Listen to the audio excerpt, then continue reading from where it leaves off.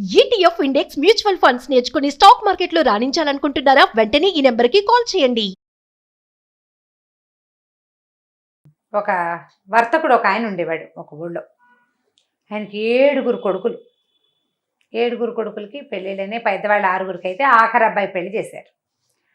ఈ 6 కోడలు కాకుండా చివరి కోడలు చిన్నపిల్ల. ఈ పిల్ల చాలా మంచి గుణాలున్న పిల్ల. వాళ్ళ కుటుంబం చాలా మంచిది. వాళ్ళ ఊళ్ళో ఉత్తమోత్తమ గుణాలు కలిగిన కుటుంబంగా పేరుపడ్డ కుటుంబం నుంచి 7వ కోడల్ని తెచ్చుకున్నారు. చక్కగా పిల్ల అందంగా మట్టసంగా బాగుండేది. అయితే ఏంటట, ఈరోజు ఏవో పని వాళ్ళు వీళ్ళు ఎవరి పనులు వాళ్ళు చేసుకునేవాళ్ళు. వర్తకులు కదా, వ్యాపారం కూడా నడిచేది బాగా. కొట్టేదో ఉంది వాళ్ళకి. మగ పిల్లలంతా కొట్టు వ్యవహారం చూసుకునేవాళ్ళు, వ్యాపారం సంగతులు. తండ్రి కొడుకులు వ్యాపారం చూస్తే అత్త కోడళ్ళు ఇల్లు వాకిలి గమనించుకునేవాళ్ళు అనమాట. వంట చేయాలి.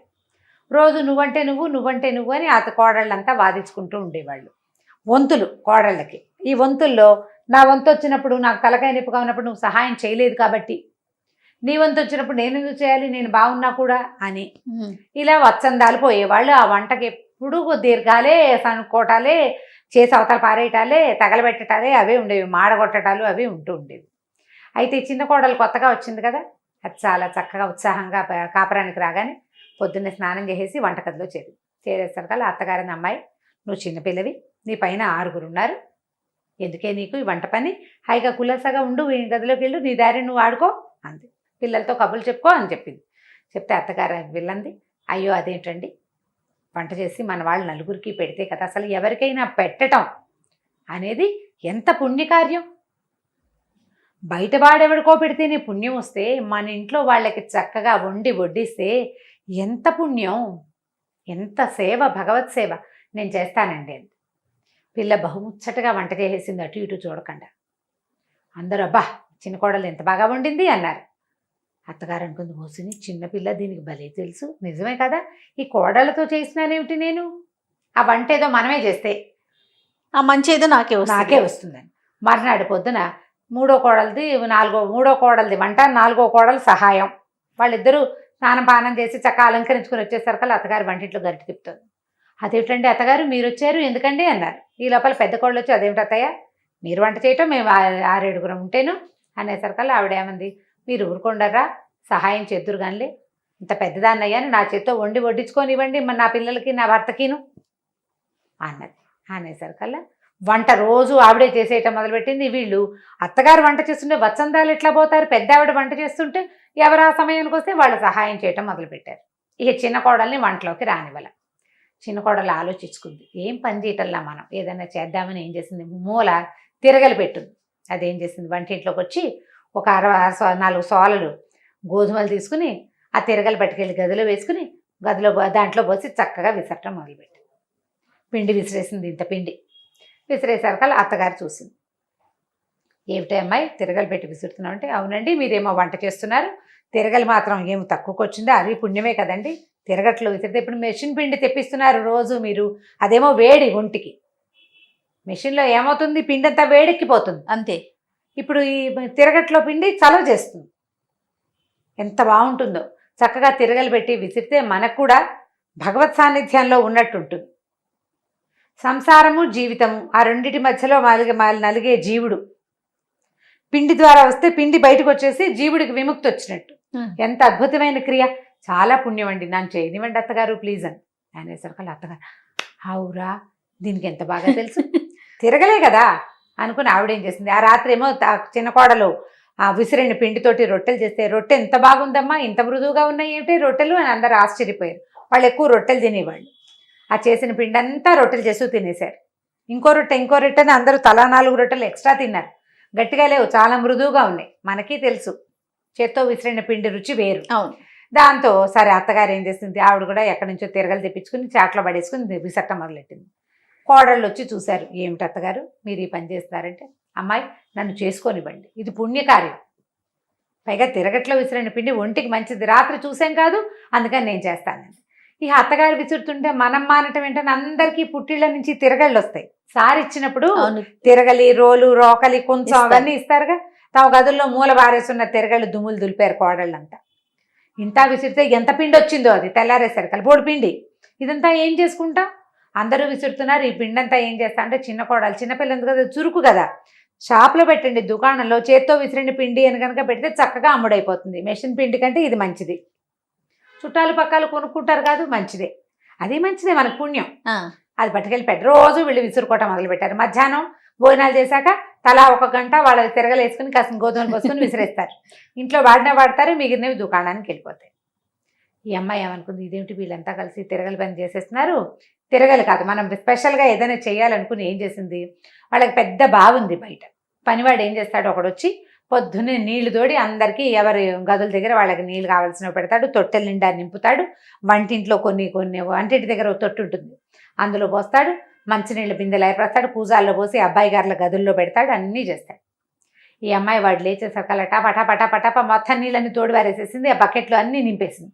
బయట పెట్టిన కూజాలు వాడు పొద్దున్నే కూజాలు కడిగి పట్టుకొస్తాడు, మిగిలినవి ఖాళీ తీసుకొచ్చే లోపల అన్నీ నింపేసి వాడి పని చేసేసింది. ఓ పక్కన కూర్చుని ఉన్నాడు.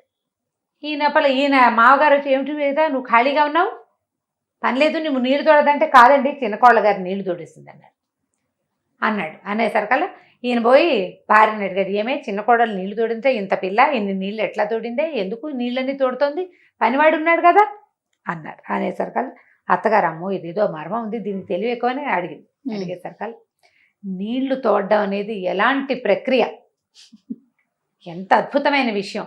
ఇంటిలిపాదికి కావలసిన నీళ్లు, జలదానం అంత దానం ఇంకొకటి ఉందా అసలు? వంట చేయనివ్వలేదు, పిండి విసరలేదు, అత్తగారు మీరు ఊరుకోండి, నన్ను నీళ్లు తోడుకోనివ్వండి ప్లీజ్ అంటే.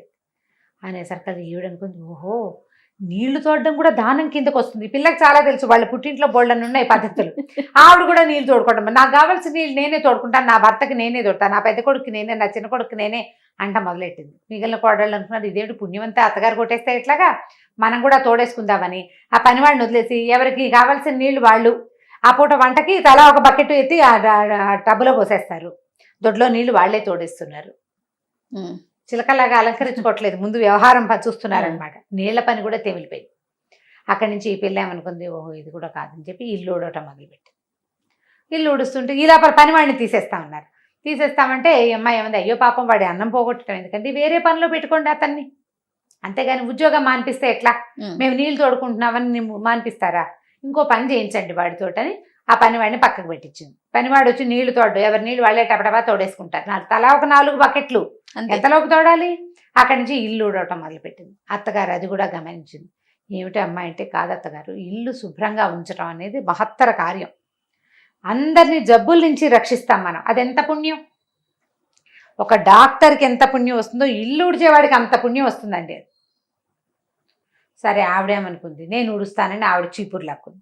మిగిలిన వాళ్ళంతా మీరు ఊడవటం ఏమిటండి, అలా వద్దు, ఎవరి గది వాళ్ళు ఊడ్చుకుందాం, ఎవరి పుణ్యం వాళ్ళు సంపాదించుకోవచ్చు హాయిగా, గొడవ లేదు. 5 నిమిషాల్లో గది ఊడవడం అయిపోతుంది. హాల్లో తలా పక్కకి తోసిస్తే గుమ్మం బయటికి వెళ్ళిపోతుంది, పనివాడు వాకిలు ఊడుస్తాడు, సరిపోతుంది. ఇల్లు ఊడ్చేసుకుంటున్నారు. ఈ ఇల్లు ఊడ్చే పని కూడా అమ్మాయి చేతిలో నుంచి, అది ఇల్లు మొత్తం ఊడ్చి పుణ్యం సంపాదించుకుందాం అనుకుంది పిల్ల. ఒక్క గదే ఊడొస్తే ఎంతలోకి అవుతుంది, పని లేదు మనకి. గిన్నెలు తోవడానికి కూర్చుంది. అత్తగారు గిన్నెల సమార్జనానికి కూడా వచ్చేసింది. ఆవిడ ఇది మంచి పుణ్యం, ఇప్పుడు బతికుండగా ఆవిడ ఏమంట మొదలెట్టింది, ఒరే ఇన్నాళ్ళు బతికాను పెద్ద నీకు ఉన్నంతకాలం ఉంటానా నేను, నన్ను సంపాదించుకోనివ్వండి రా పుణ్యము, మీరు తర్వాత చేసుకుందరు కానీ అని కోడళ్లతో చెప్పి మొత్తం గిన్నెలు తోవడానికి కూర్చుంది ఆవిడ. అయ్యో బాబు ఇది ఎట్లాగా మీకు సహాయం చేస్తాం, కనీసం ఎవరి కంచాలు, ఎవరి మొగుడు కంచాలు, ఎవరి పిల్లల కంచాలు తోమేసుకుందాం, గిన్నెలు సామూహికంగా తోమేసేద్దాం, పుణ్యం. గిన్నెలు తోమేశారు. అక్కడి నుంచి ఈవిడేం చేయడం మొదలుపెట్టింది, ఈ అమ్మాయి ఎవరైనా వాకిట్లోకి రాగానే ఒక గుప్పెడు బియ్యం తీసుకెళ్ళి వేయటం మొదలెట్టి. ఈవిడ అడిగింది, ఏమిటి అమ్మాయి అలా చేస్తున్నావు ఏమిటంటే, అది కాదండి ఇన్ని పనులు చేద్దామనుకున్నా మీరు ఏ ఒకటి చేయనివ్వట్లేదు, దానమైనా చేసుకొనివ్వాలి కదా, నన్ను దానం చేసుకొనివ్వండి, దానం చేస్తే అద్భుతమైన పుణ్యం, ఏ దానమో మీరు నన్ను చేయనివ్వట్ల, కనీసం నేను ఈ బియ్యము కాస్త గోధుమలు కొంచెం చారెడు గోధుమ పిండి ఎవరికైనా ఇస్తే అన్న పుణ్యం వస్తుందండి నాకు అనేసరికల్లా ఈవిడ ఏమనుకుంది, ఓహో దానం చేయాలి, సరేలే బియ్యాలు అవి అది ఎలాగో ఇస్తుందని ఈ సేటు గారికి ఉన్నారుగా భర్తకి చెప్పింది, ఏమంటే మీకు పని వాళ్ళు చాలామంది ఉన్నారు కదా కొట్లో, వాళ్ళందరికీ బట్టలు ఇస్తానండి నేను అంటే. ఆయన సంతోషించాడు. పని వాళ్ళకి బట్టలు ఇవ్వడం తన ఖర్చు, తన భార్య ఇస్తానంటే ఓకే, ఆవిడ దగ్గర బోళ్ళు బట్టలు ఉంటాయి ఇచ్చుకుంటుంది. సరే అందరికీ బట్టలు ఇచ్చారు.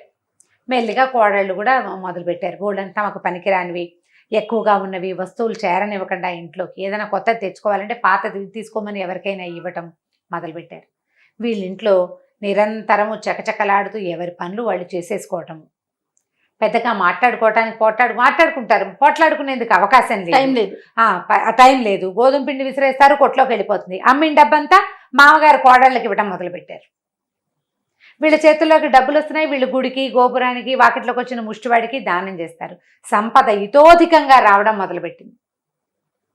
సంపద రాదు మరి, ఇస్తుంటే వస్తూ ఉంటుంది కదా. అంతే. చుట్టుపక్కల వాళ్ళ సమాజంలో ఈ శెట్టిగారి సమాజం జనం అంతా చూడడం మొదలుపెట్టారు. ఏమిటి వీళ్ళ ఇంట్లో ఏదో చేస్తున్నారు అని.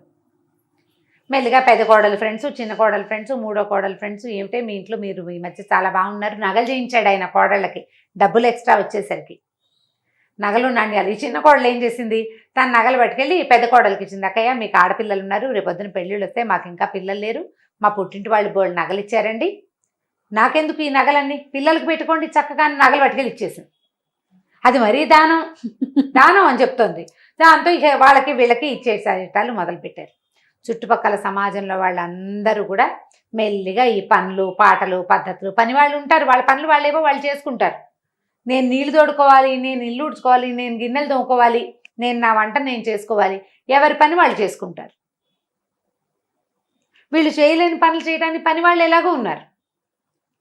కిలకిల్లాడుతూ ఉన్నారు కోడళ్ళు. చక్కగా అందరికీ పిల్లలు పుట్టారు, పిల్లలకి పెళ్ళిళ్ళు అయిపోతున్నాయి. వీళ్ళు ఎంత ఫ్లరిష్డ్గా ఉన్నారు. ఈ విషయాన్ని తెలుసుకున్న మొత్తం వాళ్ళ ఊళ్ళో ఉన్న వీళ్ళ సమాజం జనం అంతా నేర్చుకున్నారు దాన్ని. కోడళ్ళు పని పాటలు చేసుకోవాలి, ఎవరి పని వాళ్ళు చేసుకోవాలి. పని పాటలు అంటే పక్క వాళ్ళ పని చేయొద్దు, నువ్వు నీ పని నువ్వు చేసుకో అంతే. నీ పని నువ్వు చేసుకో. వత్సందాలు పోవద్దు, వంతులు లేవు, వంట చేసేసేయటమే అందరూ కలిసి. ఎవరు ఆ టైంకి వంటింట్లోకి వస్తే వాళ్ళు పని చేసేస్తారు. పుణ్యం. ఎవరు నీళ్ళ దగ్గరికి వెళ్తే వాళ్ళు తోడేస్తారు, ఎవరు ఖాళీగా ఉంటే వాళ్ళు ఇల్లు చేస్తారు. అట్లా అన్ని పనులు చేసుకుంటేనే పుణ్యం వస్తుందని ఈ పిల్ల వల్ల ఈ సమాజం మొత్తం మారిపోయింది. మనం ఇప్పుడు చూడు, ఒకళ్ళు వాషింగ్ మిషన్ కొనుక్కుంటే మన ఫ్రెండ్స్లో వీలుగా ఉందని అందరం కొనుక్కుంటూ ఉంటాం. ఒకళ్ళు మిక్సీ కొంటే అందరం కొనుక్కుంటాం, ఆ మిక్సీ బాగుంటుంది. ఒకళ్ళు ఇప్పుడు వాక్యూమ్ క్లీనర్ కొంటే అందరూ వాక్యూమ్ క్లీనర్లు కొనుక్కుంటూ ఉంటారు.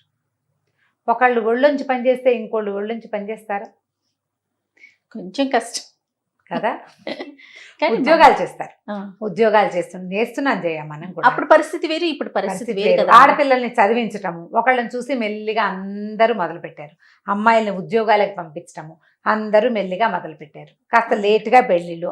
ఇవాళ రేపు ఎవరు చేస్తున్నారు అని ముక్కు పుడక కుట్టించడం. నేను మా సచివతికి 2 ఆడపిల్లలు ఉన్నారు. చిన్నప్పటి నుంచి వాళ్ళని మేమే చదివించాం, మా దగ్గరే ఉన్నారు, పెద్దవాళ్లే పిల్లలు. నాకు ఆ ముక్కు పుడక సరదా. మాకు అమ్మాయిలు లేరు కదా, అందుకని ఏమేమి ఇవాళ రేపు ఎవరు కుట్టించుకుంటున్నారమ్మా వద్దు అంటుంది. ఎవరైనా కుట్టించుకోవడం ఎందుకే, మనమే స్పెషల్గా చేద్దామన్నా దాన్ని ఎవరు చేయని పని మనం ఎందుకు చేయాలి? అది అందరూ చేస్తే అందరూ చేస్తారు. అవును, అంతే కదా. ఫ్యాషన్లు కూడా అంతే, కొంతమంది చేస్తుంటే వాళ్ళ వెనకాల పడి మిగిలిన వాళ్ళు చేస్తుంటారు. అదే ఇప్పుడు ఏంటంటే ఎవరి పని వాళ్ళు చేసుకోవటం అత్యద్భుత పుణ్యకార్యం. అంతే. అందులో ఒకళ్ళని ఇబ్బంది పెట్టేది ఉండదు, ఇంకొకరి మీద ఆధారపడేది ఉండదు. కాబట్టి ఇలా సమాజాన్ని మార్చుకోవాలి. చాలా బాగుంది. సూపర్ రమ్మగారు. చిన్న కోడలి కదా, మంచి తెలివైన పిల్ల. చాలా బాగుంది రమ్మగారు. ఇంకొక స్టోరీతో మళ్ళీ కలుద్దాం. నమస్తే. నమస్తే.